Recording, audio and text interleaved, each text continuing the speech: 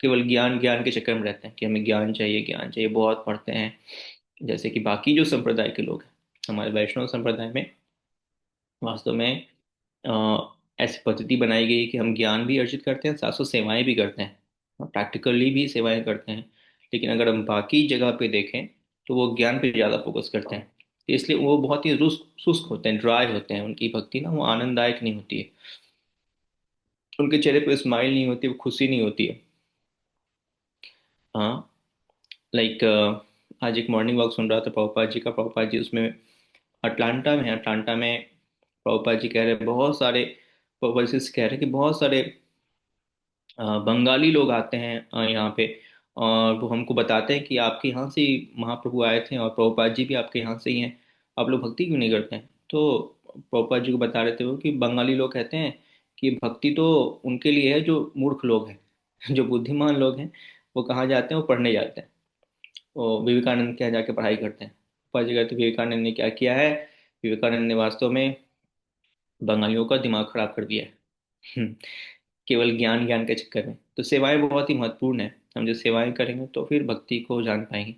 तो और सेवाएं करने के लिए हमें ज्ञान भी चाहिए, बिना ज्ञान के कैसे सेवाएं करेंगे?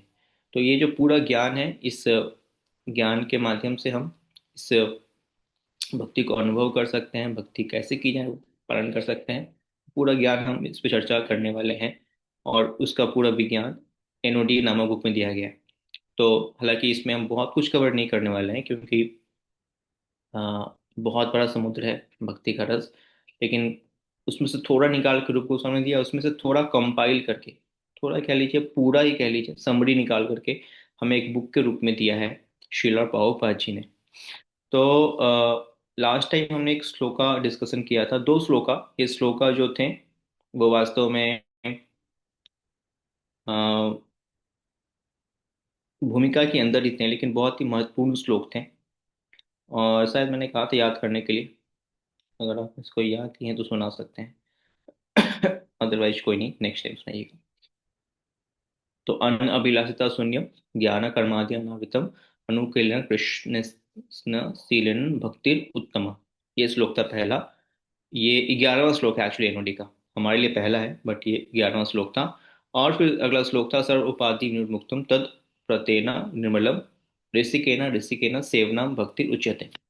तो इन दो श्लोकों में प्रभुपाद जी, सॉरी, रूप गोस्वामी बिल्कुल क्लियरली कह रहे हैं कि भक्ति एक्चुअली क्या है। तो यहाँ पे सिंपली भक्ति जैसे वर्ड आता है, एनओडी की हम बात करते हैं, हम एनओडी अगर पढ़ रहे हैं, नेक्स्ट ऑफ डिवोशन पढ़ रहे हैं, और हम भक्ति की बात करें मतलब शुद्ध भक्ति, मिश्रित थोड़ा नहीं चलेगा।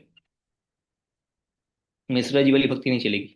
मिश्रा जी भक्त हो सकते हैं बट नॉट मिश्रित भक्ति। मिश्रित मतलब भक्ति भी कर रहे हैं साथ साथ और अभिलाषाएं भी लेके बैठे हुए हैं, तो वो सब नहीं चलेगा। बिल्कुल प्योर मतलब केवल भगवान पे समर्पित वाली भक्ति। और शुद्ध भक्ति क्या है, आगे डिस्कशन करेंगे कि शुद्ध भक्ति में एक्चुअली हमें कैसे इसको पहचान सकते हैं और कैसे जान सकते हैं। तो लास्ट टाइम हमने डिस्कशन भी किया था एग्जैक्टली शुद्ध भक्ति के ऊपर कि शुद्ध भक्ति एक्चुअली क्या है। और हम पहचानेंगे कैसे, लक्षणों से पहचानेंगे। तो इन लक्षणों पे हमने डिस्कशन आई थिंक कर लिया था माता जी, 6 लक्षण थे है ना। और फिर हम फिगर के ऊपर गए थे। तो अभी हम जहाँ पे थे फिगर के ऊपर वहीं पे चलते हैं। और मुक्ति भी चर्चा हो गई थी, 5 प्रकार यस की प्रभु मुक्तियाँ जी। थी, यस वो भी प्रभु चर्चा कर जी। लिया था। पांच यस प्रकार यस। की मुक्तियों में एक्चुअली सानू जी। जो नीचे वाली थी वो तो बिल्कुल हमारे काम की नहीं थी, है ना। बाकी 4 वैष्णव भी चाहते हैं, लेकिन वास्तव में एक वैष्णव, शुद्ध वैष्णव तो ये 4 प्रकार की मुक्ति भी नहीं चाहते। एक बार मुक्ति गई पूछने के लिए कि मुझे मुक्ति कैसे मिलेगी, मैं तो सबको मुक्त करती हूँ, मुझे मुक्ति कैसे मिलेगी? तो भगवान ने कहा कि शुद्ध भक्तों के चरण रज में आपकी ये मुक्ति है।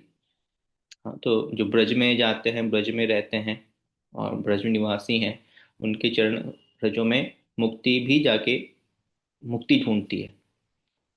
राइट। तो ये 5 मुक्तियां थी।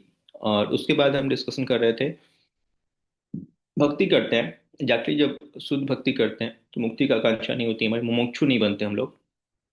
लेकिन फिर भी भगवान हमें गिफ्ट देते हैं, है ना। हम इच्छा नहीं करते, लेकिन भगवान हमें फिर भी देते हैं। तो इन गिफ्ट को हम कैसे अटेंड करें, हम कैसे जाने, क्योंकि अगर हमारे पास ये सब है, हम अपनी फीलिंग खुद ही जान सकते हैं ना कि हमारा हमारा लेवल क्या है।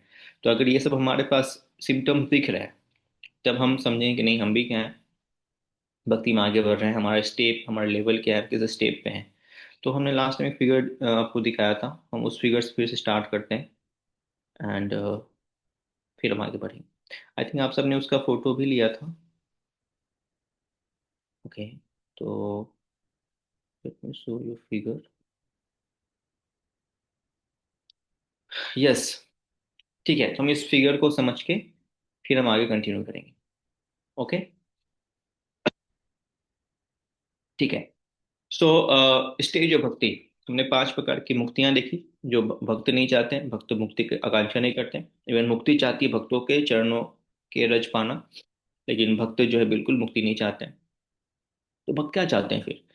तो भक्तों का ये स्टेज रहता है। हाँ, ये फिगर हम फिर से सेकंड चैप्टर में आपको शो करेंगे। सेकंड चैप्टर में भक्ति की प्रारंभिक अवस्था है, तो हम इसमें डिटेल में जाएंगे। तो ये फिगर एक्चुअली 3 पार्ट में है।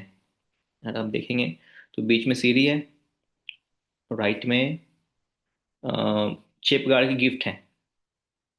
मेरे राइट में, आप अपने राइट में देख लीजिए, जो ब्लू रंग के एरोज दिख रहे हैं आपको, ब्लू रंग के एरोज, है ना, ये सर्कल बना हुआ है, semi yes. Circle blue, blue colour के। तो ये मेरा राइट है, आपका भी राइट होना चाहिए। तो यहाँ पे गिफ्ट के नाम लिखे हुए हैं जो आपको ओपन होगा, भक्ति करेंगे तो ओपन होगा। ओके, मुझे कोई दिख नहीं रहा आज, तो आप मुझे, अगर आप बिजी नहीं हैं तो सारे भक्त लोग प्रकट हो सकते हैं।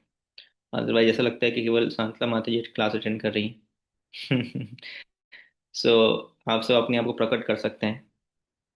ओके, ठीक है। तो यहाँ पे आप देख रहे हैं, यहाँ पे दिख रहा है आप लोग को, यहाँ पे 1 2 3 4 5 6 गिफ्ट हैं। आपके लिए गिफ्ट का बॉक्स है, जो आप भक्ति करेंगे आप लोगों को मिलेगा। एंड अभी मैं पूछूंगा कितने लोगों को मिला है, कौन कौन शुद्ध भक्त है यहाँ पे, है ना। चेक करना पड़ेगा आप लोगों से। मेरे को तो एक भी नहीं मिला अभी तक आप लोगों को मिला होगा तो बता दीजिएगा, थोड़ा आपसे ही मांग लेंगे हम। तो ये आपके गिफ्ट हैं 6। क्लेश अग्नि, सुविधा, संदारंद, विशेषात्मा, सुदुर्लभा, मोक्ष लघुता और श्री कृष्ण आकर्षणी। तो कब कब मिलता है ये, इसमें हम आएंगे। तो आपने पहले भी एनवाई में पढ़ा होगा कि 3 प्रकार के लेवल के भक्ति में हम देखते हैं। पहले साधना भक्ति, राघवनुग भक्ति, भाव भक्ति, प्रेम भक्ति। ये आपको मेरे लेफ्ट में येलो कलर के 4 बक्से दिख रहे होंगे, दिख रहे हैं बॉक्स येलो कलर के? हाँ जी प्रभु जी। हाँ, तो चार, जो येलो कलर के बॉक्स में सबसे नीचे है वैदिक और साधना भक्ति। तो हमारा स्टेज यही है, वैदिक या फिर साधना भक्ति में। इसके ऊपर अगर आप जाएंगे तो रागानुगा भक्ति है। हाँ, और इसके ऊपर जाएंगे तो भाव भक्ति है, इसके ऊपर प्रेम भक्ति है। तो ये 4 स्टेप हैं, इसके अंदर 9 स्टेप हैं। लेफ्ट में आप देखेंगे पीले के अंदर फिर बड़े बड़े मोटे अक्षरों में लिखे हुए ये 9 स्टेप हैं। तो इसके अंदर वैदिक भक्ति के अंदर 4 अलग सीढ़ियां हैं, जिसके अंदर हम लोग हैं। पहला है श्रद्धा, साधु संग, भजन क्रिया, अनर्थ निवृत्ति। और ये स्टेप को अगर हम पार कर जाते हैं तो हमारे जीवन से क्लेश अग्नि खत्म हो जाती है, यानी क्लेश अग्नि खत्म होने की गिफ्ट मिलती है हमें भगवान के द्वारा। इसको पहले समझते हैं, फिर हम आगे जाएंगे। वैदिक और साधना भक्ति में क्या होता है, सबसे पहले श्रद्धा होनी चाहिए। अगर श्रद्धा नहीं है तो हम वास्तव में भक्ति में नहीं आ सकते हैं।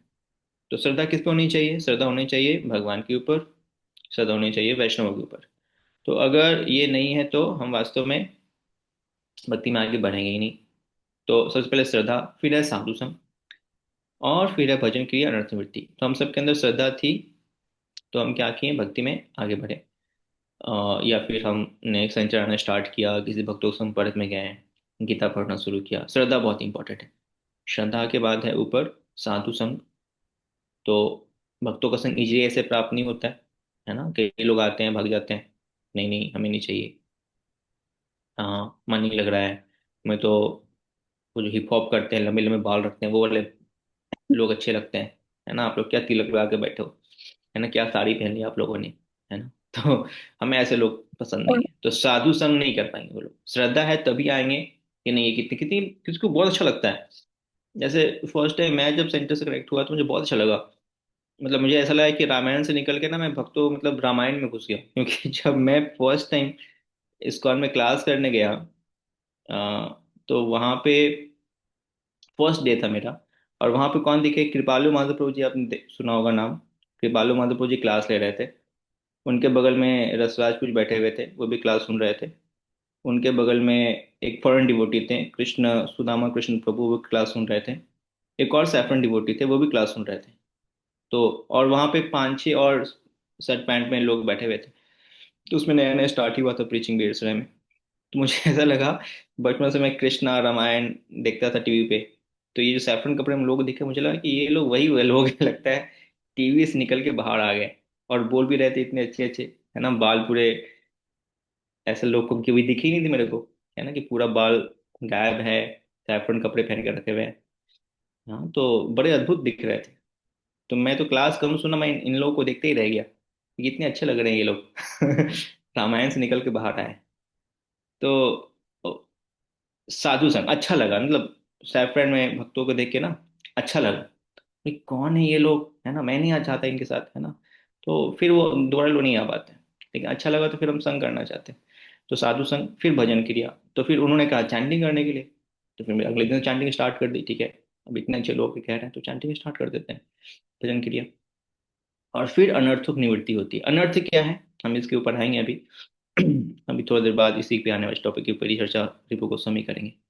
तो हमारे जो भी काम क्रोध लोभ मोह मद मत्सर्य है ना, ये सब हमारे अंदर बहुत कूट कूट के पड़े पड़े हैं।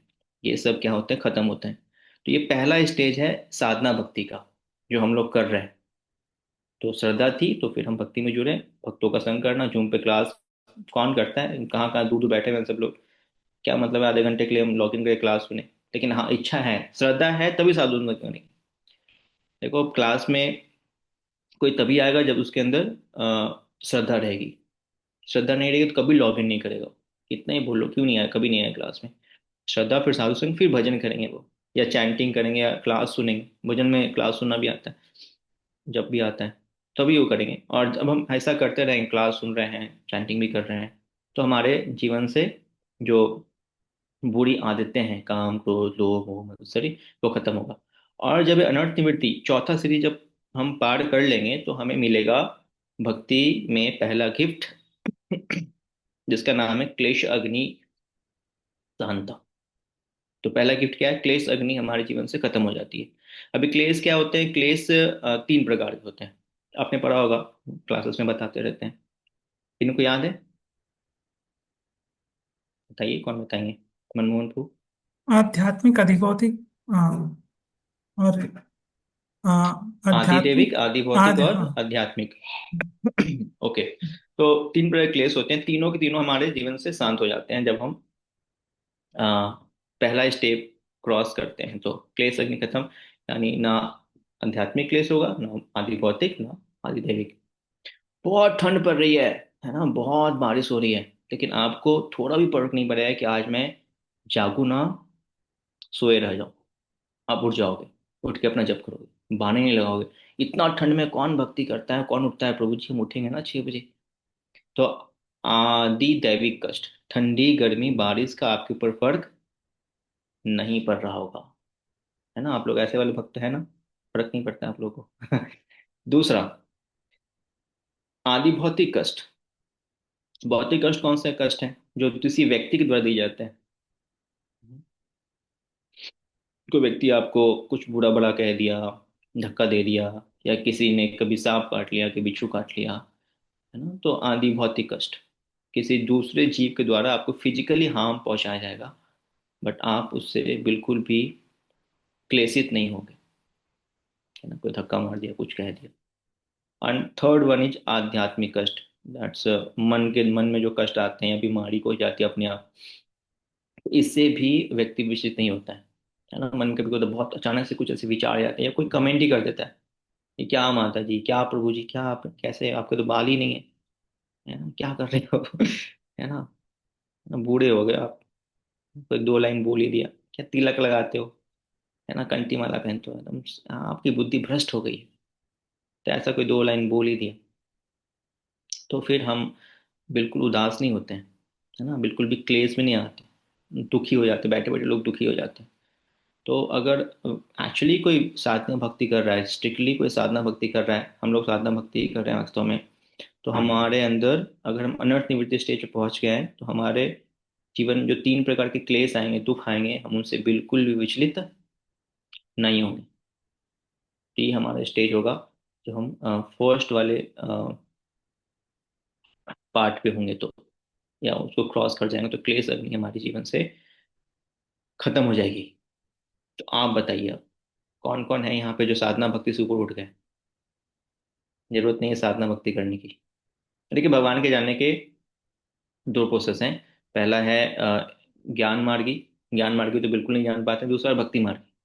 भक्ति मार्ग में भी फिर दो पार्ट आते हैं, एक है आपका रागानुगा मेनली, जिस पे हम आएंगे, और एक है वैदिक और साधना। तो रागानुगम क्या होता है? जैसा मन है वैसे भक्ति करो, जरूरत नहीं है कुछ भी करने की, है ना। जब मन हुआ तो उठिए, जब मन हुआ तो सो जाइए, क्योंकि वहां पे डायरेक्टली आपको भगवान गाइड कर रहे होते हैं। इतनी आसक्ति स्ट्रांग होती है ना कि वहां जरूरत ही नहीं होती भक्तों की। बिल्कुल स्ट्रांग आसक्ति, हर समय भगवान ही चिंतन हो रहा है, तो उस केस में वो रागानुगा भक्ति ऊपर आएगा वो। और साधना भक्ति के अंदर ये चार स्टेप होते हैं, जैसा गुरुजनों ने कहा है, जैसा हमारे शास्त्रों में कहा गया, बिल्कुल वैसा ही करेंगे। तो ये होती है वैदिक और साधना भक्ति। और वैदिक साधना भक्ति के बाद ही वो सेकेंड स्टेप आता है, जिसकी हम बात कर रहे हैं, रागानुगा भक्ति। तो रागानुगा भक्ति में क्या होता है? रागानुगा भक्ति के अंदर दो पार्ट हैं, निष्ठा और रुचि। निष्ठा मतलब पूरे पक्के हो जाएंगे, बिल्कुल भ्रमित नहीं होंगे कि नहीं भक्ति, मंगल आरती आज करेंगे नहीं करेंगे, आज क्लास करना है, अगली बार क्लास नहीं करेंगे, कभी आ रहे हैं क्लास में कभी नहीं आ रहे हैं। तो निष्ठा नहीं है। निष्ठा मतलब ड्यूटी बाउंड, बिल्कुल भी हम ड्यूटी से अलग नहीं होते। ठान लिया तो ठान लिया, मंगल आरती आना है तो आना है, जैसे हमारे विक्रम प्रभु है, ठान लिया तो ठान लिया, है ना, चाहे ठंडी हो गर्मी हो, डेली ड्राइव करके जाते हैं और मंगल आरती करते हैं। तो निष्ठा और रुचि। रुचि मतलब प्रेम हो जाता है, मतलब एक अपने आप ही अटैचमेंट होता है उसके प्रति। तो वहां पे जाएंगे, वहां पे सेवाएं करेंगे, अच्छा लगता है, रुचि होती है, भागने का मन करता है। रागवणों का स्टेप में आपका निष्ठा और रुचि आता है। और जब निष्ठा रुचि के स्टेज को हम पार कर जाते हैं, मतलब पांचवी और छठी सीढ़ी, तो हमें दो गिफ्ट मिलते हैं भगवान के द्वारा। एक है सुबदा, एक है संत आनंद वाली गिफ्ट, सदानंदा विशेष आत्मा। सुविधा क्या होती है? हमेशा हम शुभ शुभ देखते हैं। ये बड़ा ही रेयर है, पता नहीं आप लोग के लाइफ में है कि नहीं। हमेशा हर चीज जो जीवन में आएगी, हमेशा उसमें शुभ ही आपको दिखेगा। जैसे मैंने लास्ट में स्टोरी सुनाई थी, जंगल में व्यक्ति गया राजा के साथ, उसकी उंगली कट गई, है ना, याद है आप लोग को? तो मंत्री ने कहा कि हाँ अच्छा ही हुआ। राजा ने कहा कि ऐसे कैसे अच्छा हो, तुम्हें जेल में डाल देता हूँ, मेरा उंगली कटा, तुम बोलते हो अच्छा ही हुआ। लेकिन बाद में क्या हुआ था फिर? बाद में आदिवासी लोग ले गए थे, बोला उंगली कटा हुआ छोड़ दिया, है ना, और मंत्री के साथ भी अच्छा, वो घर चले गया, वो जेल में था। तो हर व्यक्ति सुविधा, हर बुरी कंडीशन में वो शुभ ही देखता है उसको, मतलब आर्टिफिशियली नहीं वैसा होता है। आर्टिफिशियली नहीं कि वो शुभ देखता है उसको, और मतलब फीलिंग नहीं आती। जैसे हम कहते हैं ना कि भक्ति करने का मतलब क्या है, मर्सिडीज के वैन में बैठ गए। और जो भक्ति नहीं कर रहे, वो कहाँ बैठे हुए हैं? वो बैठे हुए हैं बैलगाड़ी में। उनको जीवन में कष्ट चुभेंगे, कभी सर्दी है, कभी गर्मी है, कभी ये है, कभी वो है, बड़ा इनको अनकंफर्टेबल लगता है लाइफ इस पृथ्वी पे। लेकिन जो भक्ति कर रहे हैं उसके जीवन में क्या होता है? वो मर्सिडीज वैन में बैठा है, रास्ता वही है, सबको कष्ट मिलने वाला है, सबको गर्मी, सबके लिए सर्दी है, सबके लिए गर्मी है, सबके लिए बरसात है। लेकिन भक्तों के लिए सर्दी गर्मी बरसात का अनुभव नहीं होता। क्यों? क्योंकि वो हमेशा सुविधा में रहते हैं। सुविधा, सुविधा नहीं, सुविधा। तो हम सुविधा गिफ्ट में उनको हर समय सुविधा ही दिखता है, और कुछ नहीं दिखता है उनको। हमेशा पॉजिटिव, जैसे हम लास्ट टाइम एग्जाम्पल एक और दिया था, एक भक्त का जिनका पाँव कट गया था, याद है आप लोग?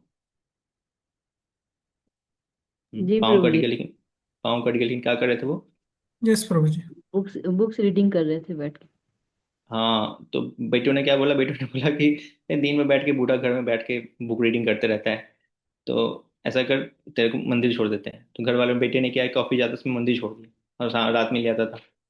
तो देखो मैं कितना अच्छा किया भगवान ने, है ना। मैं तो पहले रेलवे ट्रैक पे जॉब करता था, तो सोचता था कि क्या अवसर आया कि मैं डेली जाके मंदिर में बैठ के भगवान के सामने जप करूंगा। और देखो अभी क्या नसीब है मेरा कि बेटे सुबह सुबह छोड़ देते हैं, शाम में जाके ले आते हैं, दिन भर मंदिर में रहो, भगवान क्या है। तो हर समय शुभ देखता है, एवरी टाइम वो हर समय शुभ देखता है। सदानंद विशेष आत्मा, ऐसे आत्मा जो होते हैं बहुत ही दुर्लभ होते हैं, वो हमेशा आनंद में रहते हैं। तो कभी भी किसी का बुरा बुरा नहीं सोचते। जैसे मैंने सुनाई होगी आप लोग को। एक बार गुरु महाराज के साथ मैं उनके रूम में था, तो गुरु महाराज गुरु पूजा के लिए गए थे, गुरु महाराज के लिए गए तो गुरु महाराज का चरण बहुत ही कोमल था। हम लोग जो गुरु महाराज को सॉक्स पहनाते थे तो पूरा ऐसा लगता है कि बच्चे का पाँव होता है ना, वैसा बिल्कुल सॉफ्ट पाँव था, गुरु महाराज का चरण था। तो अचानक से कहीं चोट लग गया, गुरु महाराज के पाँव से खून निकलने लगा। हम गुरु महाराज गुरु पूजा कर, लेकिन खून निकल रहा था हल्का हल्का, और जब रूम में आए लौट के तो और ज्यादा खून निकल गया। तो जैसे ही बैठे तो मैंने बोला, गुरु महाराज आपके चरणों में खून उनके ब्लडिंग आ रही है। मैंने कहा कहाँ ब्लडिंग आ रही है, मतलब ऐसा फीलिंग था गुरु महाराज के दर्द ही नहीं हो रहा है। हालांकि दो तीन लोग और बैठे हुए थे। तो हमने बोला कि ठीक है हम पहले ये कर देते हैं, तो नहीं नहीं पहले लोगों को बुलाओ, मीटिंग करना है मेरे को। तो वो लोग आ गए, उन्होंने छोड़ो उसको, हटाओ इसको, बाद में देख लेंगे। तो ये फीलिंग नहीं कि खून बह रहा है। तो हमेशा आनंद में है, चाहे खून बह रहा हो चाहे कुछ हो रहा हो, हमेशा खुश रहते हैं। तो सर ऐसे विशेष आत्मा होती है। ऐसा दो गिफ्ट कब मिलता है, हमेशा खुश रहना और हर चीज में शुभ शुभ देखना, कभी अशुभ नहीं देखना अपने जीवन में। कितना भी कष्ट क्यों ना है, उसमें पॉजिटिव ही देखेंगे। याद पता नहीं आप लोग बताया कि नहीं बताया, शायद आप लोग क्लास में बताया था, एनोआई में आया था। चार प्रकार के आत्माएं होती हैं, चार प्रकार के साधु होते हैं, बताया था आप लोग को। फोर टाइप ऑफ साधु। साधुतर, अ, साधुतम, महात्मा, और एक और होते हैं साधु, साधुतम, ऐसे कुछ था, याद नहीं आ रहा है। शायद मैंने नोट किया था कहीं पे, एक मिनट में दृश्य कर लेता हूँ। हाँ मिल गया। साधु चार प्रकार के होते हैं, महत, महत्तर, महात्मा, अति, महात्मा। तो जो महत होते हैं, साधु चार प्रकार होते हैं और साधु भी चार प्रकार के होते हैं। तो जो साधु चार प्रकार के होते हैं, पहले कौन होते हैं, महत होते हैं। महत मतलब वो निगेटिव देख लेते हैं थोड़ा बहुत, बट उसको इफेक्ट नहीं पड़ता है। महत, महत्तर कौन होते हैं, जो निगेटिव रहता है, पॉजिटिव रहता है, लेकिन वो पॉजिटिव ही केवल लेते हैं, वो नेगेटिव लेते ही नहीं। दूसरा महत्तर। तीसरा है महात्मा, तीसरा मतलब सेकंड, ऊपर से सेकंड। तो ऐसे लोग क्या करते हैं, वो हमेशा पॉजिटिव निगेटिव में हमेशा पॉजिटिव ही लेते हैं, और उसको थोड़ा बढ़ा के दिखाते हैं। मतलब आपके अंदर छोटा सा गुण है ना, वो बिल्कुल बढ़ा के दिखाएंगे। तो वो जी कितने अच्छे हैं, इतना अच्छा जब करते हैं ना, थोड़ा सा भी गुण दिख जाए ना, एकदम से बढ़ा के दिखाएंगे। ये तीसरे हैं महात्मा। और चौथे हैं अति महात्मा। तो अति महात्मा कौन होते हैं, जिसके अंदर गुण नहीं उसके अंदर भी गुण निकाल लेते हैं। मतलब आपके अंदर गुण ही नहीं है कि आप कुछ कर सकते हो, कोई गुण नहीं है। बोलेंगे प्रभु जी कितने अच्छे हैं, ये कितना अच्छा पेंटिंग कर लेते हैं, आप एक लाइन भी ठीक से नहीं खींच पाओगे, है ना, ऐसी आपकी हालत है। बोलेंगे प्रभु जी कितना अच्छा पेंटिंग कर लेते हैं, देखो ये लाइन कितना गोल खींचा है ना, कितना अच्छा ये जप करते हैं, लेकिन गाने की बिल्कुल क्वालिटी, आप गा नहीं पा रहे हो, है ना, गला खराब है आपका, है ना, बचपन से गाया नहीं। और बोलो एक बार हरे कृष्ण, प्रभु जी ने कितना प्यार से हरे कृष्णा बोला है, मतलब इनके हरे कृष्णा जब बोलते हैं ना तो इतना अच्छा लगता है कि पूरा जगत जो है इनको आवाज को सुनने आ जाता है। बोले क्या प्रभु जी कैसी बातें कर रहे हैं आप, है ना। तो फर्स्ट वन है अति महात्मा। वो आपके अंदर गुण नहीं भी है फिर भी गुण निकाल लेंगे, अति महात्मा। सेकेंड वन है महात्मा, जो आपके अंदर गुण है उसको बड़ा करके दिखाएंगे। तो महात्मा, गुण दिखेगा बड़ा करके दिखाएंगे। महत्तर क्या करते हैं, वो गुण ही गुण देखते हैं, वो अवगुण देखेंगे नहीं, केवल गुण ही गुण देखते हैं। और सबसे नीचे वाले हैं महत्व। महत्व पॉजिटिव भी देखते हैं निगेटिव भी देखते हैं, लेकिन पॉजिटिव को ज्यादा सपोर्ट करते हैं। और चार प्रकार के असाधु भी होते हैं। चार प्रकार के साधु होते हैं, चार असाधु भी होते हैं जो साधु नहीं है। सुना जाएंगे उनके बारे में। चलो सुन लो, हम लोग उसी कैटेगरी के हैं, मतलब मैं तो उसी कैटेगरी का हूँ, आप लोग का पता नहीं। तो पहले जो होते हैं वो असाधु होते हैं। तो असाधु क्या करते हैं, असाधु वास्तव में वो हमेशा निगेटिव ही देखते हैं, पॉजिटिव देखेंगे नहीं, है ना। पॉजिटिव नेगेटिव में क्या देखेंगे, हमेशा नेगेटिव देखेंगे। और असाधु तर होते हैं, वो क्या करते हैं, जैसे इसमें 72 थे, वो क्या कर रहे थे, वो पॉजिटिव ही ले रहे थे। और ये पॉजिटिव निगेटिव देखेंगे और क्या लेंगे, केवल केवल निगेटिव लेंगे, हमेशा बुराइयां दिखाएंगे। ये तो माता जी में ये सारी कमियां हैं, ये सब कमियां बहुत कुछ दिख रहा है उनका, अच्छा नहीं, बिल्कुल नहीं, वो हमेशा बुराई ही निकालेंगे। असाधु तम होते हैं, वो क्या करते हैं, आप में अच्छी क्वालिटी बुरी क्वालिटी है, आपकी बुरी क्वालिटी को बढ़ा के दिखाएंगे। आपका अगर आपके बातें करना हो, बुराई बुरी बातें ज्यादा बताएंगे। ये प्रभु जी के अंदर ये सारी कमियां हैं। आपकी कमी होगी थोड़ी सी, 5%, दिखाएंगे वो 60%, है ना, तो बढ़ा के दिखाते हैं कमियों को। असाधुतम। और चौथे हैं अति असाधुतम। तो ऐसे कौन होते हैं? इनकी हालत बहुत बुरी होती है।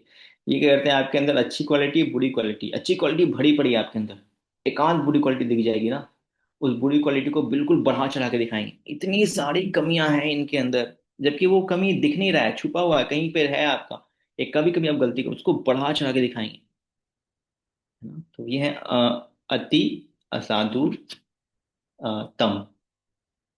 तो वास्तव में जो सदानंद विशेष आत्मा, ये बिल्कुल ही रेयर है, क्योंकि ये हमेशा कैसे होते हैं, ये महत्तर होते हैं, अति महात्मा, महत्तर से भी ऊपर, सबसे ऊपर अति महात्मा होता है, हमेशा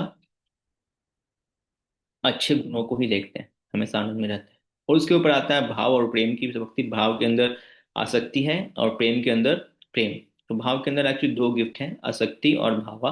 तो आसक्ति जो होती है सुदुर्लभ, बहुत ही दुर्लभ होती है, भगवान से बिल्कुल आसक्त रहना, चरण कमलों के बारे में सोचते रहना, सेवाओं के बारे में सोचते रहना, आसक्ति।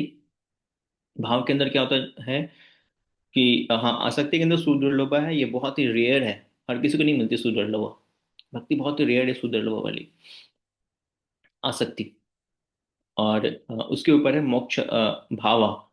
भाव के अंदर मोक्ष लघु होता है, वो मोक्ष की कामना भी नहीं करता है। आप लोग अभी क्लास किया था, लास्ट टाइम चर्चा हुई थी इसके ऊपर कि 5 प्रकार की मुक्ति होते हैं। तो कई किसी भक्त ने पूछा था, शायद आप लोगों में से किसी ने पूछा था कि 5 प्रकार की मुक्ति होती है प्रभु जी, लेकिन हम भक्त को तो चाहिए ना। किसने पूछा था, शायद निशा माता जी ने पूछा था, शायद निधि माता जी ने शायद पूछा था कि हमें भी तो चाहिए प्रभु जी, हम तो अभी उस स्टेज पे है नहीं, हमें लगता है कि हम भी भगवत धाम जाएं, हमें भी लगता है कि भगवान के समीप जाएं, ऐसा भाव आता है। तो हम तो वो सोचते नहीं थे। मैंने जवाब दिया था कि ठीक है माता जी, आपका जो भाव है उस भाव पे रहिए, वो अपने आप वो भाव आ जाएगा। तो देखो, ये भाव कब आता है कि हम कोई मोक्ष नहीं मांगते, ये भाव के स्टेज पे आता है। ये ऊपर से 8वीं सीढ़ी है, तो जब भाव के स्टेज पे आ जाएंगे तब ये भाव आएगा कि हम मोक्ष की कामना नहीं करेंगे।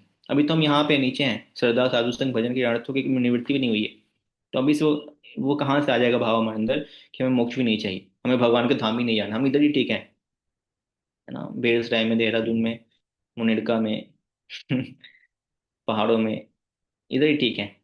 नहीं नहीं, ये भाव कब आएगा, जब हम भक्ति के 8वें स्टेज पे होंगे, तब ये भाव आएगा कि हम मोक्ष को लघुता मानेंगे, मोक्ष को हम इग्नोर कर देंगे, नहीं चाहिए मुझे मोक्ष। मोक्ष आएगी, चलो आपको मोक्ष देते हैं, नहीं नहीं मेरे को नहीं चाहिए, मेरे को तो केवल भगवान का प्रेम चाहिए। और सबसे लास्ट स्टेज है प्रेमा। प्रेम मतलब भगवान से प्रेम। हम सबका प्रेम है ऑलरेडी बहुतों के साथ, अपने बच्चों के साथ, अपने माता पिता के साथ, भाई के साथ, अपने शरीर के साथ, बहुत प्रेम हम करते हैं। लेकिन लेकिन जब भगवान से प्रेम हो जाता है तो भगवान हमें गिफ्ट देते हैं, उस गिफ्ट का नाम है श्री कृष्ण आकर्षणी।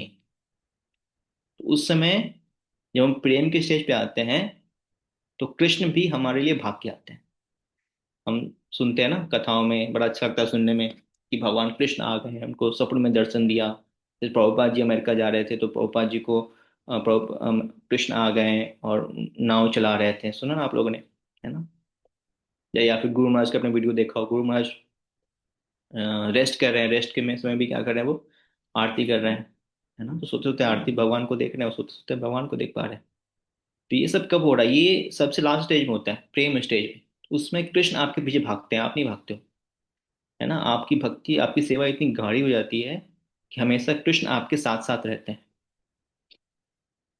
तो ये स्टेज होता है प्रेम का स्टेज। श्री कृष्ण आकर्षण के, इतना इतना प्रेम गहरा है भगवान के साथ कि भगवान आपके पीछे भाग रहे हैं। तो ये 3 पार्ट में ये फोटो डिवाइडेड है, पिक्चर डिवाइडेड है, जो इजिली समझने के लिए आपके लिए बनाया था। तो आपको कोई प्रश्न इस फोटो से पूछ सकते हैं, फिर हम आगे बढ़ेंगे। इस फोटो से यहाँ अभी तक कोई यहाँ तो जिसको उसमें कुछ प्रॉब्लम है, मतलब कुछ क्वेश्चन पूछ सकते हैं, फिर हम आगे बढ़ेंगे। ये बहुत इंपॉर्टेंट है, इसको हम सेकेंड चैप्टर में डिस्कशन करेंगे। आगे थर्ड चैप्टर में आएगा थोड़ा बहुत। तो कोई हरे प्रश्न कृष्णा पूछ प्रभु लें जी। आप। जी माता जी। जैसे कि अभी आप बता रहे हैं ना कि हम जब अनर्थ निवृत्ति हो जाती है तब हम सुविधा हमें मिलती है। अनर्थ निवृत्ति तक क्या हमें क्या होता है? शुभ क्लेश अग्नि। पहला कलेश, हाँ कलेश अग्नि होती है।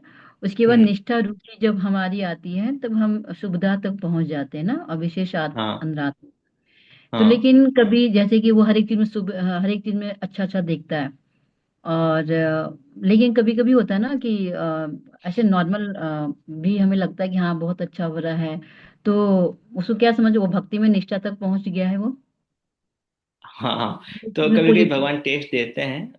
मतलब कभी कभी ऐसा फील होता है कि हम फिलोसफिकली ना, जैसे कि मान लो हम बीमार पड़ गए, तो अब बीमार पड़ने के बाद भी हम पहुंच गए मंगल आरती, तो हम देख रहे हैं नहीं भगवान ने अच्छा ही किया, बीमार देके हमारे कष्टों को हटा रहे हैं।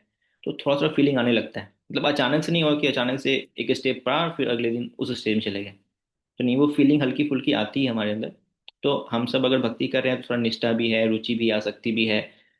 और कभी कोई हम सोचते हैं नहीं नहीं भाव, लेकिन ये बड़ा मुश्किल हो जाता है कि नहीं नहीं मेरे को गोलोक भी नहीं जाना है। आपस कितने लोग बोलते हैं गोलोक भी नहीं जाना है प्रभु जी, इधर ही ठीक है।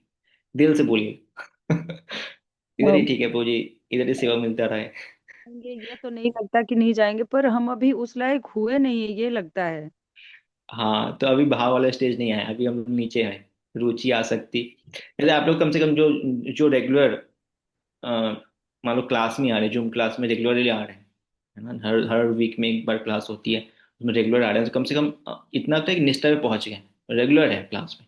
जब मंगल डेली कर रहे हैं, 16 माला डेली कर रहे हैं, तो 16 माला के लिए आप निष्ठा पे आ गए, है ना। तो 16 माला के ठीक है, निष्ठा पे आ गए, 16 माला करना है। लेकिन बाकी कार्यों के लिए रीडिंग भी करते हैं क्या आप ऊपर, हीडिंग करते हैं क्या, 24 घंटे भगवान को याद करते हैं, नहीं। तो यहाँ पे जो ये चीजें हैं ये सारे प्रोसेस के लिए, एक्चुअली पूरे दिन के लिए है। तो हम किसी एक कार्य के लिए ठीक है निष्ठा पे आ गए, लेकिन क्या बाकी टाइम के लिए आए? नहीं आए। तो हाँ किसी एक एक पार्टिकुलर भक्ति के कोई एक रुचि, मान लो हमारी रुचि रहती है, किसी को पढ़ने में बहुत रुचि रहती है, तो लोग माला छोड़ देकर पढ़ाई करेगा वो। ठीक है, रीडिंग के लिए वो निष्ठा पे आ गया है, वो डेली 2 घंटा पढ़ता है, तो क्या माला भी करता है वो? नहीं। तो 24 घंटे वाला जो स्टेज आ जाता है तो उसको एक्चुअली निष्ठा पे माना जाता है। यहाँ निष्ठा पे 24 घंटे वो हर क्षण हमेशा वो क्या कर रहा है इस स्टेज पे है। मतलब सुविधा शुभ शुभ ही देख रहा है 24 घंटे, तो उसको पूर्ण निष्ठा पे कहा जाएगा। अदरवाइज है हरे कृष्णा बट थोड़ा बहुत, जी। हाँ हाँ। हाँ प्रभु जी, लेकिन जैसे रुचि तक भी कोई अगर आ जाता है लेकिन उसकी अनर्थ निवृत्ति भी रहती है, कभी कभी ऐसे भी देखने को मिलती है। हम्म। तो उसको कैसे समझ सकते हैं? वो पूर्णता नहीं आया, थोड़ा बहुत आया, पूर्ण रूप से नहीं आया। मतलब किसी एक भक्ति के कार्य के लिए रुचि उसकी दिख रही है कि नहीं मेरे को भगवान को भोग लगाना ही लगाना है। जी तो कई बार कई लोग कहते हैं कि नहीं हम तो देखिए माला वाला नहीं करते लेकिन भगवान को 3 टाइम भोग लगाते हैं।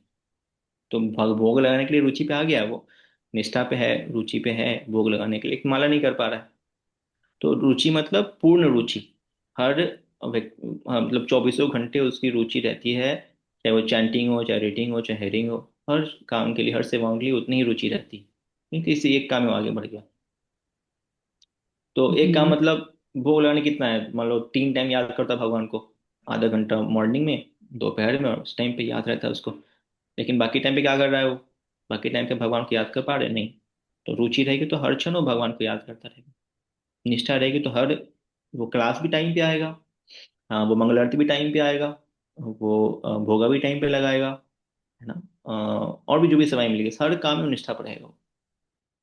तो अ, उस व्यक्ति के लिए फिर सुविधा पूर्ण रूप से मिलती है। अदरवाइज जितना उतना ही मिलता है। जैसे हमारे जीवन से क्लेश तो खत्म हो ही रहा है ना, नहीं हो रहा है?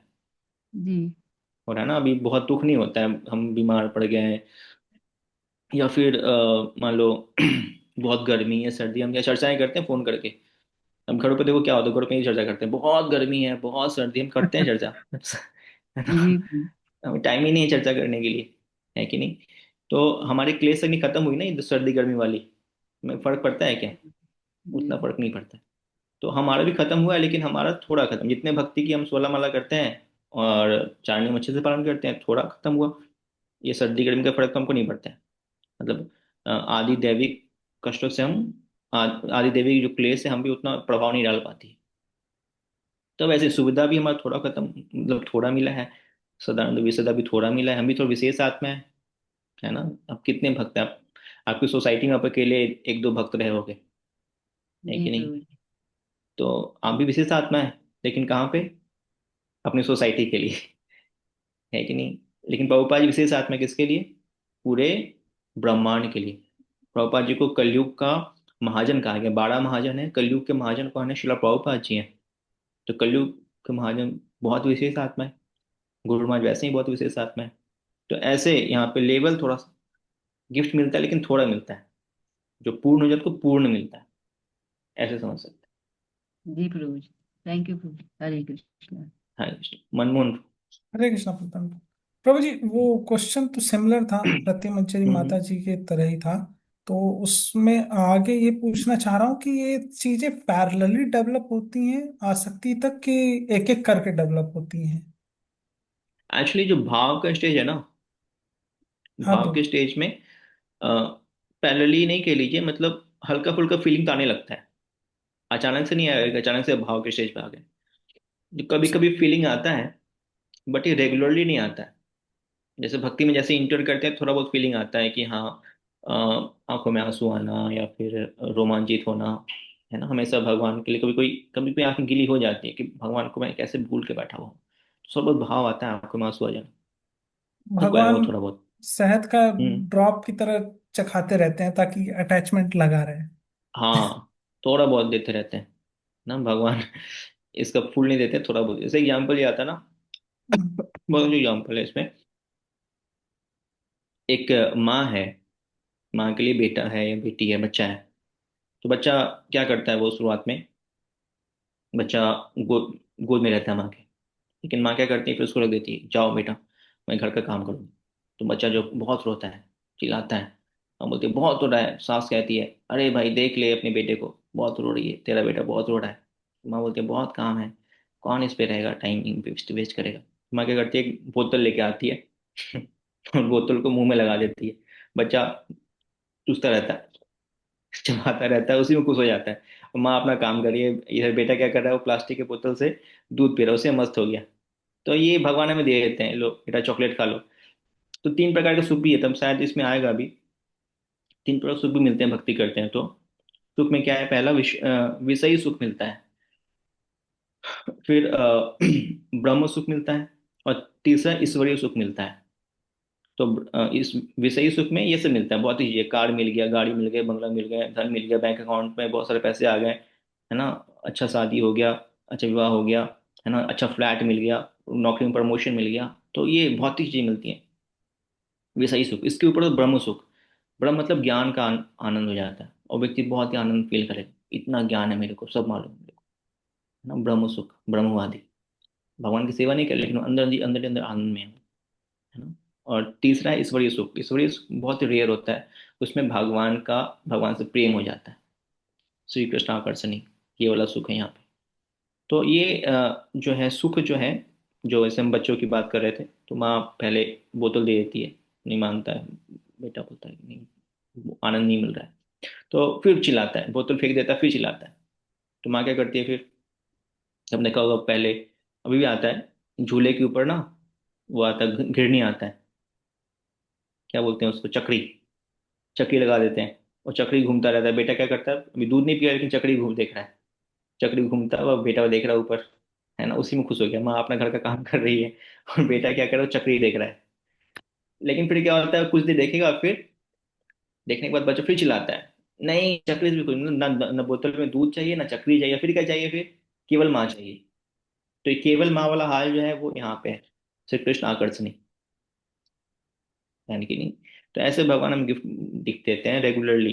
जो हम जैसे से जितना समर्पण बढ़ाते हैं, तब हमें उतना मिलता है। तो समर्पण जितना होगा, हमें वही वाला टेस्ट मिलता है। वैसे ही सुख चाहिए, ले लो भैया, है ना, गाड़ी बंगले, नौकरी ले लो। ब्रह्म सुख चाहिए, ले लो, ज्ञान ले लो बहुत ज्यादा। ब्रह्म सुख में अपनी भक्ति भाव कभी नहीं देते हैं, ये लास्ट स्टेप बहुत ही मुश्किल है, भाव प्रेम पे पहुंचना, बहुत रेयर रेयर लोग को मिलता है। तो क्लेश अग्नि वगैरह मिल जाता है, चलो ठीक है, कष्ट सारे खत्म हो गए हैं, अच्छा अच्छा लग रहा है, वहीं पर रुक जाते हैं लोग। हाँ ठीक है, भक्त हम भक्त बन गए। नहीं, इसके ऊपर बहुत कुछ है, हमें बहुत आगे जाना है। तो धीरे धीरे भगवान थोड़ा सा टेस्ट देते रहते हैं, as per hour surrender. Okay. और कोई प्रश्न किन्हीं का यहाँ तक? रेणु सिंह माता जी पूछिए। हरे कृष्णा प्रभु जी, दंडवत प्रणाम। हरे ये कृष्ण।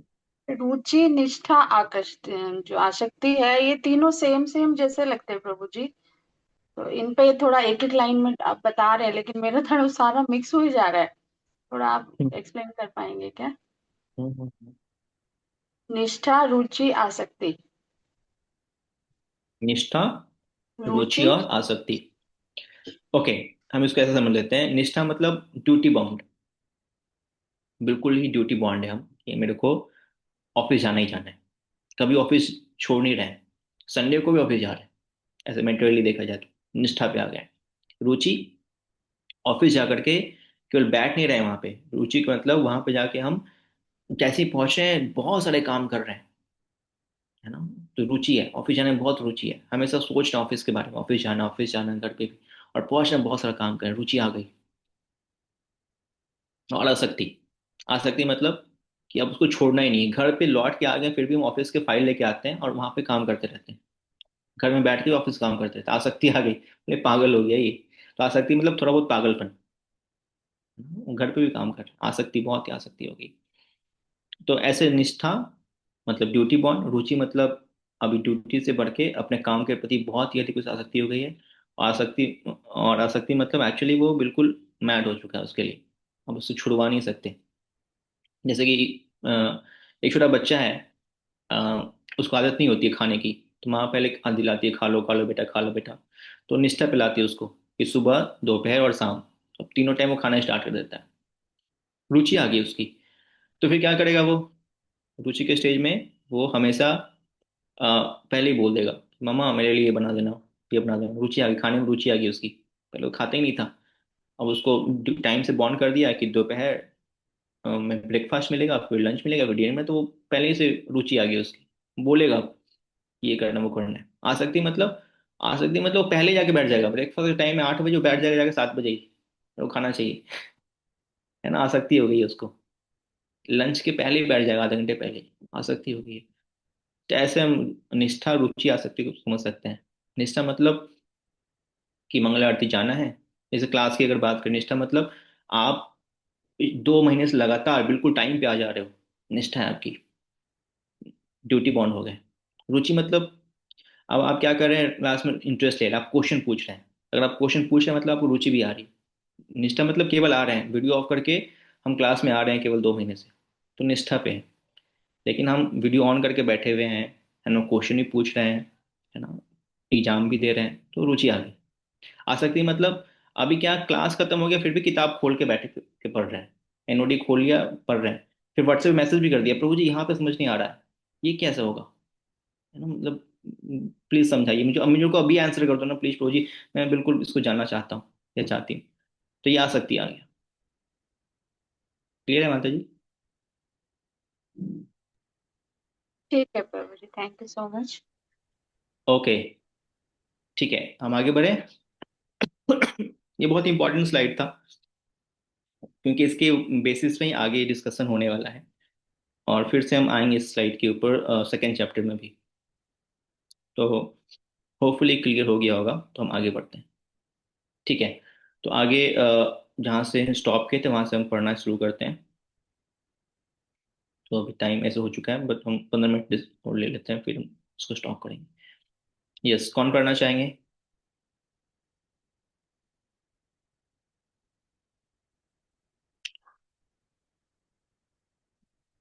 तो मुझे मैं पढ़ूँ? ओके।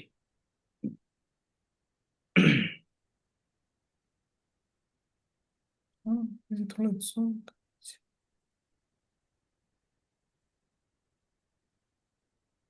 भौतिक क्लेश जी। रहा, क्लेश घ्न। भगवत गीता में भगवान कहते हैं कि मनुष्य को चाहिए कि वह अन्य सारे कार्यों को त्याग कर उनकी शरण में जाए। वहीं भगवान यह भी वचन देते हैं कि वे शरणागत जीवों के सारे पाप कर्मों के फल से बचाएं। वे शरणागत जीवों को सारे पाप कर्मों के फल से बचाएं। श्रील रूप गोस्वामी कहते हैं कि पाप कर्मों से जो कष्ट उत्पन्न होता है वे स्वयं वर्तमान पापों तथा विगत जीवन में हमारे द्वारा किए गए पापों दोनों के ही कारण होते हैं। सामान्यतया जीव अज्ञान अविद्या के कारण पाप कर्म करता है, किंतु पाप कर्मों के फल से बचने के लिए अज्ञान कोई बहाना नहीं हो सकता। पाप कर्म दो प्रकार के होते हैं, वे जो प्रौढ़ पक्व होते हैं प्रारब्ध, और जो प्रौढ़ नहीं होते अप्रारब्ध। वर्तमान में हम जिन पाप कर्मों के कारण कष्ट भोग रहे हैं वे प्रौढ़ हैं, प्रारब्ध कहलाते हैं। वे सब पाप कर्म जो हमारे भीतर संचित हैं और जिनके लिए हमने अभी कष्ट नहीं भोगा है अप्रौढ़ अप्रारब्ध माने जाते हैं। धारणार्थ हो सकता है कि किसी मनुष्य ने अपराध किए हो किंतु वह अभी तक उनके लिए बंदी ना बनाया गया हो, किंतु जो ही उसका पता चल जाएगा त्यों ही वह बंदी बना दिया जाएगा। इसी प्रकार हम अपने कतिपय पाप कर्मों के द्वारा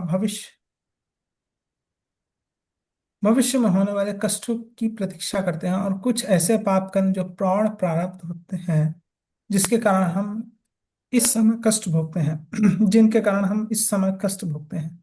इस प्रकार हम्म। पाप कर्म, हरे कृष्ण। Yes sir. इस प्रकार पाप कर्मों की श्रृंखला बन जाती है और बद्धजीव इस कारण अलग अलग कष्ट भोगता है।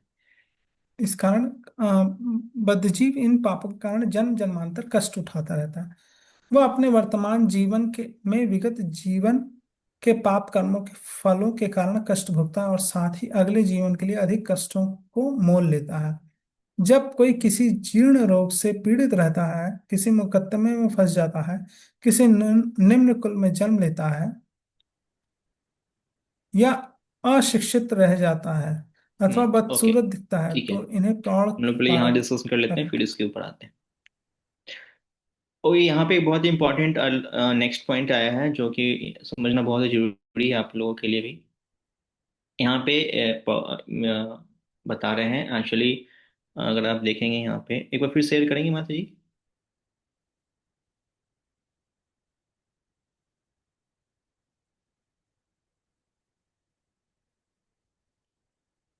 ओके, थोड़ा सा और ऊपर करेंगे आप। हम्म। तो अभी हमने देखा ना 6 प्रकार के क्लेश थे, और 6 प्रकार के एक्चुअली गिफ्ट थे हमें मिले थे। जिसमें पहला गिफ्ट क्या था, क्लेश घनत्वम। हमारे सारे क्लेश क्या होते हैं, खत्म हो जाते हैं, क्लेश घनत्वम। तो अब इस क्लेश घनत्वम के अंतर्गत अभी जो 6 गिफ्ट दिए अभी भगवान ने भक्तों को, जो शुद्ध भक्ति करते हैं उनको ये 6 गिफ्ट मिलते हैं, बाकियों को नहीं मिलते हैं।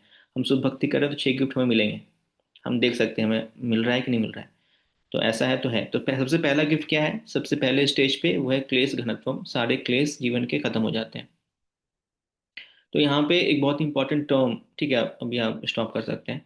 यहाँ बहुत इंपॉर्टेंट एक टर्म बता रहे हैं शिला प्रभुपाद जी और जीव गोस्वामी बता रहे हैं, वो है आपका प्रारब्ध अप्रारब्ध बीजम और कूटम। तो सुना है आप लोगों ने, कितने लोगों ने पहले सुना है इस चारों शब्दों को, हाथ खड़े कीजिए। ओके, विद्या माता जी, राधा माता जी, केवल आप लोगों ने सुना है। प्रभु जी दो सुने हैं, प्रारब्ध और अप्रारब्ध बीजम। बीजम कूटम नहीं सुना है। और कोई भक्त सुने बीजम कूटम? निकुंज माता जी सुनी है। ओके, तो पुनिधि प्रभु सुने। ठीक है, ठीक है। ओके, तो अभी हम इसको डिस्कशन कर लेते हैं, ये बहुत इंपॉर्टेंट है। मैं कई बार कहता है ना प्रारब्ध के कारण हो रहा है। श्रीला प्रभुपाद जी यहाँ पे एग्जाम्पल दे रहे हैं पुलिस का और क्रिमिनल का। तो क्रिमिनल क्या करता है, एक्चुअली प्रारब्ध प्रारब्ध बीजम कुटम एक लेयर की तरह है। तो जब हम प्रारब्ध की बात करते हैं तो ये एक्चुअली लास्ट टर्म है। ये 4 लेयर है। सबसे पहले आता है अप्रारब्ध। अप्रारब्ध मतलब वैसे कार्य जो कि हमारे जीवन में हमने पाप कर्म किए हैं। तो अविद्या के कारण पाप कर्म करते हैं, और जब भी कोई पाप कर्म करते हैं तो हम अप्रारब्ध रूपी एक बीज बो देते हैं। तो यह प्रारूप में आ जाता है। उसके बाद आता है बीज, कुछ गलत काम किए तो अपराध बीज में आ जाता है। फिर वो बीज जो है जब तक मिट्टी के अंदर है, अंदर बड़ा हो रहा है, पेड़ निकल गए, पौधे बन गए, अब फल फल आ जाएगा। तो जो फल आ गया बीज के बाद, पेड़ से फल आ गया, तो वो हो गया आपका प्रारब्ध। आप कुछ नहीं कर सकते, आपको झेलना पड़ेगा। आपने पेड़ लगाया क्यों था? बोलते हैं, जैसा पेड़ लगा वैसे ही तो काटोगे। यहाँ पापा जी बहुत एग्जाम्पल देके समझा रहे हैं। ये एग्जाम्पल है पुलिस का। एक व्यक्ति चोरी करता है। जैसे ही चोरी करता है वो क्या करता है, एक अप्रारब्ध रूपी अपना कर्म स्टार्ट कर देता है। तो जब उसने चोरी की, एक अपराध बन गया, उसने गलत काम कर दिया, केस बन गया उसका। चोरी करने के बाद अब पुलिस को मालूम चल गया कि भाई अब इसको जेल में ले जाना है, फिर केस चलेगा। तो जब केस चलना स्टार्ट हो गया तो हो गया बीच। अब वो पाइपलाइन में आ गया है, कभी न कभी तो उसको मिलेगा फांसी। तो जब केस स्टार्ट हो गया तो आ गया बीजम में। पहले था उसने किसी का मर्डर किया, अपराध गलत कार्य। फिर आया उसका बीजम। बीजम मतलब केस स्टार्ट हो गया, अभी उसको जेल में डाल दिया गया। केस फाइनल हो गया, जेल में डाल दिया गया। और उधर खूब कुटम हो रहा है। कुटम मतलब जेल में जाके खूब पिटाई कर रहे हैं, है ना, कि तुमने क्यों गलत काम किया था। जेल में कुटम हो रहा है। तो कुटम तीसरा स्टेज है, कुटम। और पांचवा है प्रारब्ध। प्रारब्ध मतलब उसको अब फांसी दी गई। तो जब भी हम कोई काम करते हैं तो चार स्टेप में हमें भी फल मिलता है। तो सबसे लास्ट जो फल होता है वो तो उसको कहते हैं प्रारब्ध, मतलब आपको फल मिल गया। तो हम सब अभी जो भुगत रहे हैं हमारे प्रारब्ध है। कोई स्त्री है, कोई पुरुष है, कोई गरीब है, कोई अमीर है। किसी को खाने को मिल रहा है, किसी को खाने को नहीं मिल रहा है ना, कोई बहुत धनी है। ये सब हमारे प्रारब्ध है, हमने कहीं ना कहीं कोई कर्म किए होंगे। उन कर्मों का हमें फल मिला। इस जन्म में कैसे मिला? ये तीन लेयर पार करके। पहले अप्रारब्ध बना, फिर वो पाइपलाइन में आ गया, तो वो बीज बीज के रूप में आया। फिर उसके बाद कुटम। कुटम मतलब जस्ट रेडी है, मिलने ही वाला है। जैसे हमें होता है ना कभी कि बहुत हम विचलित हो जाते हैं, कोई कष्ट आने वाला है, कभी आपने फील किया है? अभी एक दो दिन में कष्ट आए, लेकिन आप पहले ही से मन बहुत विचलित हो जाता है कि वो कष्ट आएगा, और आ भी जाता है वो कष्ट। तो मतलब वो कुटम चल रहा है आपका, कुटम कुटाई चल रही है अंदर, है ना, कुटम स्टार्ट हो गया है। और फिर क्या मिलेगा?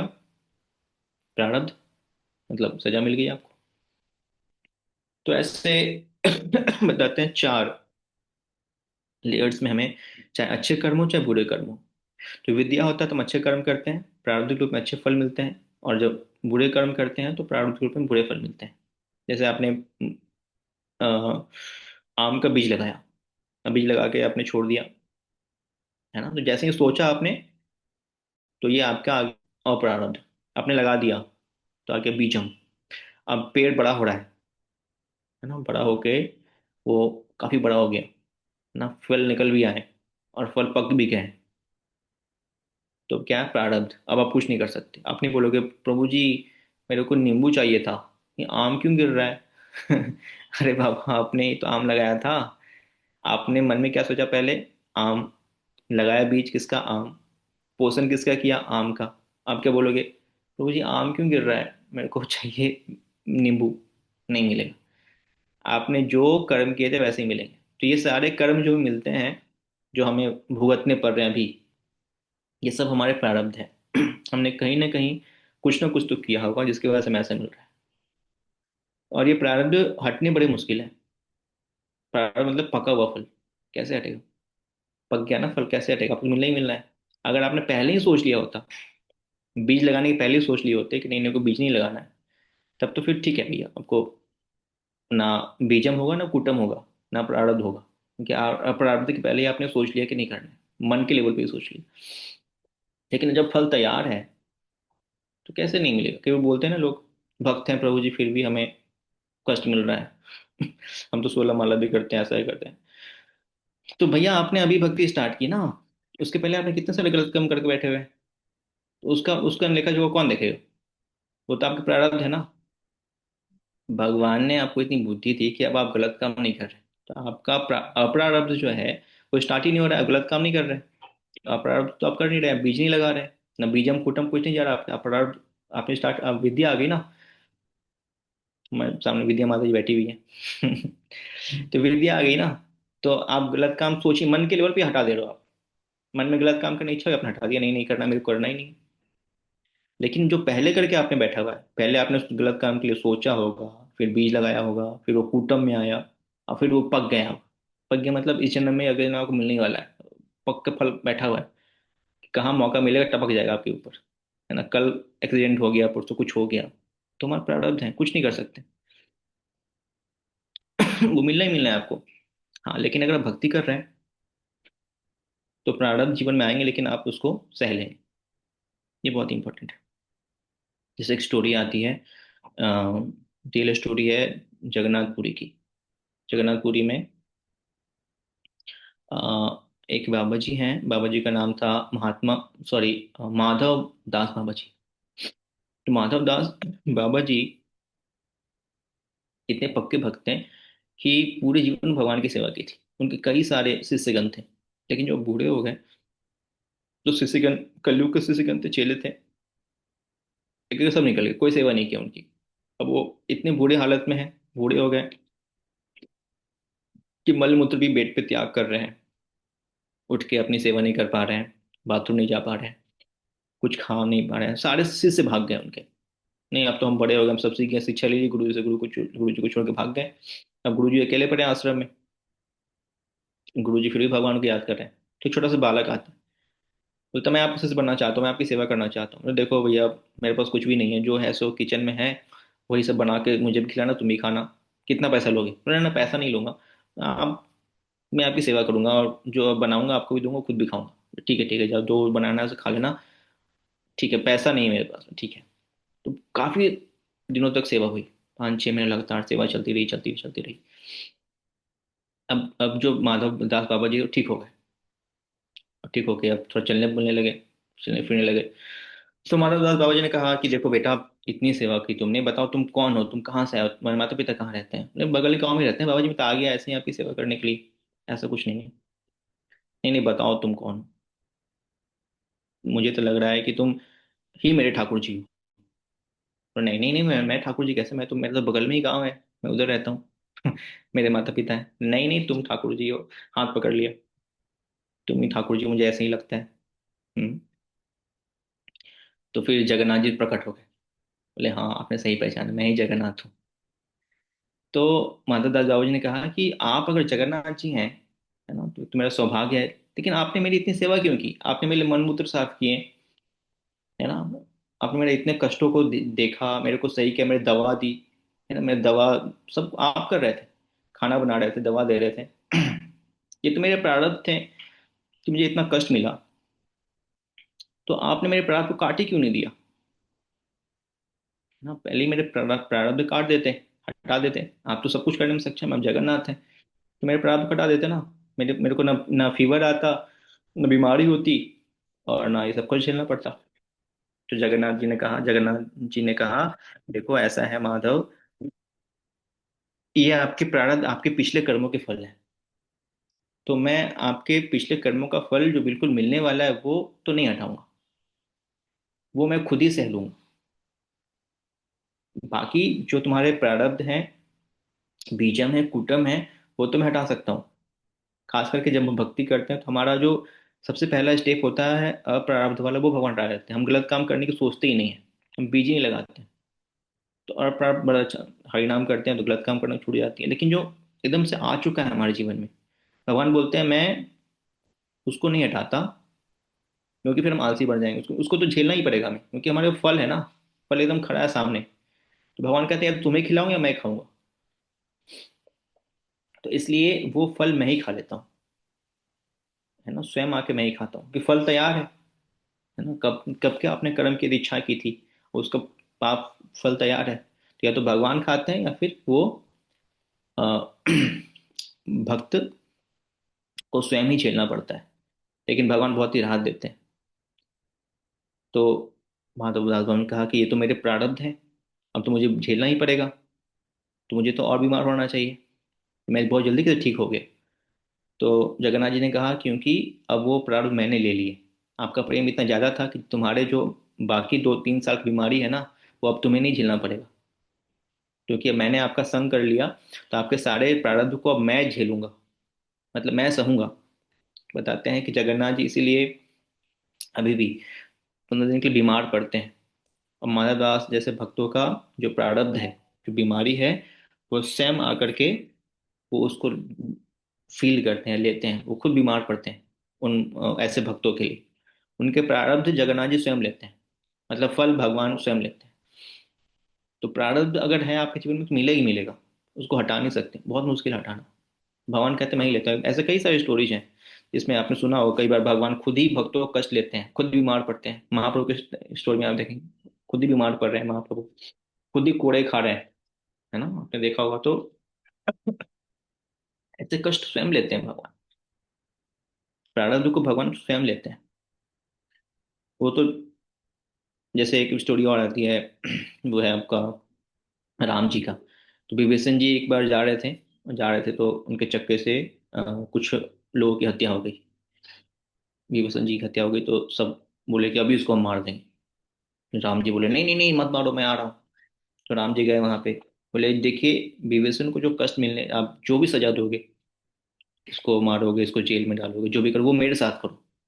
और आप तो राम जी, आप कैसे कर सकते हैं? नहीं नहीं, ये मेरा बहुत प्रिय मित्र है, अब इसको दंड मिलने वाला वो मैं ही लूंगा।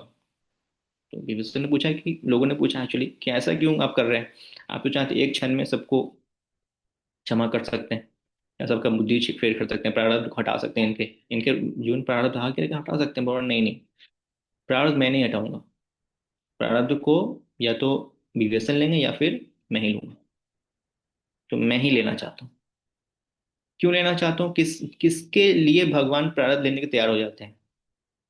केवल उन भक्तों के लिए जो पूर्णतः भगवान से आकर्षित होते हैं ना। कृष्ण श्री कृष्ण आकर्षणी वाले भक्तों के प्रारब्ध को भी भगवान लेना स्वीकार कर लेते हैं। तो उनका इतना समर्पण की भावना होती है तभी वो स्वीकार करते हैं। जैसे कि विभीषण के लिए, जैसे कि प्रहलाद महाराज के लिए ना, प्रहलाद महाराज ने कहा, क्या कहा? ये मेरे पिताजी हैं, मारो इनको। है ना। हालांकि पिताजी थे, हम होंगे तैयार अपने पिताजी को, अपने भाई को ऐसे मरवाने के लिए, कितना भी बड़ा दुष्ट क्यों ना हो। नहीं, उनके लिए प्रहलाद महाराज तैयार हो गए, नहीं गलत काम कर रहे हैं, हटाइए इनको। है ना, फिर प्रार्थना भी कर रहे हैं। जो पूर्ण समर्पण के स्टेज पे होते हैं हम, तो हम उस केस में भगवान हमारे प्रारब्ध को भी स्वयं स्वीकार कर लेते हैं। अन्यथा जब हम चैंटिंग करते हैं, जब करते हैं, बाकी कार्य करते हैं, तो हमारे अप्रारब्ध सबसे पहले हटते हैं, फिर बीजम कूटम इसमें इफेक्ट पड़ता है। लेकिन जो हमारे कई लोग कहते हैं ना कि एक बार भक्तों को कष्ट क्यों आते हैं प्रभु जी, इसलिए आते हैं उनका फल पका हुआ है ना। बहुत पक्के भक्त हैं, लेकिन उनका फल पका हुआ है, उनको जीवन में बहुत बड़ा कष्ट आने वाला है, कुछ नहीं कर सकता, आना ही पड़ेगा उनको। और भगवान लेकिन बहुत उसमें हेल्प करते हैं। लेकिन हम उतने पक्के भक्त हैं नहीं ना, प्रहलाद महाराज की तरह, विभीषण की तरह, कि भगवान आगे खुद ही झेल लें। तो फिर हमें मिलता है कष्ट, थोड़ा बहुत मिलता है, सहन करना चाहिए, भगवान उसमें भी शक्ति देते हैं हमें। तो ये यहाँ पे मैं स्टॉप करते हैं आज की क्लास को। प्रारब्ध, बीजम कूटम और प्रारब्ध, अगली बार इसको हम थोड़ा समझेंगे फिगर के से भी। अभी समय कम है इसलिए फिगर से नहीं समझ रहे हैं, नेक्स्ट टाइम जब क्लास करेंगे तो फिगर समझेंगे। Next time class I think Saturday को है माता जी। डोंट नो प्रभु जय से। अगर आप लोग चाहें तो हम सैटरडे को कर सकते हैं, if you wish we can. हाँ प्रभु जी, ठीक है। सैटरडे सैटरडे को करना ज्यादा अच्छा रहेगा, क्योंकि इस समय ज्यादा क्लास खिंच जाती है तो रात हो जाती है। तो कई लोग पूछ भी रहे थे, मैंने देखा ग्रुप में। तो आई थिंक 15 टुडे है, आज से हमारा मैराथन खत्म हो गया है, और फिर सैटरडे से हम स्टार्ट कर सकते हैं। तो आइदर दिस सैटरडे और नेक्स्ट सैटरडे। कब करना है? इस सैटरडे से करना है, नेक्स्ट से करना है? Next Saturday. Next Saturday. Okay, thank you very much. Hare Krishna, Srila Prabhupada की जय। तो हम फिर स्टॉप करेंगे। अ, हम प्रारब्ध अप्रारब्ध बीजम कुटम समझ रहे थे, अगले बार थोड़ा फिगर समझ के फिर हम यहाँ से कंटिन्यू करेंगे। एनी डाउट, एनी क्वेश्चन तो आप पूछ सकते हैं यहाँ तक।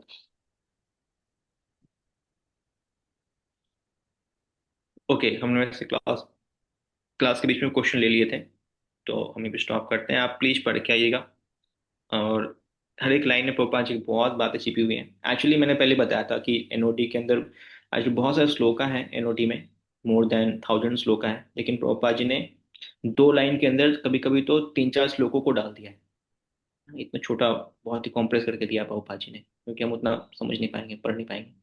इसलिए एक एक लाइन बहुत इंपॉर्टेंट है, इसलिए मेनोटी में रुक रुक के चल रहे हैं, एक एक लाइन को समझते हुए चल रहे हैं। अल्टीमेटली करना है क्या है ना, जरूरी कि पढ़ के पंडित बनना है, किताबें खत्म कर ली।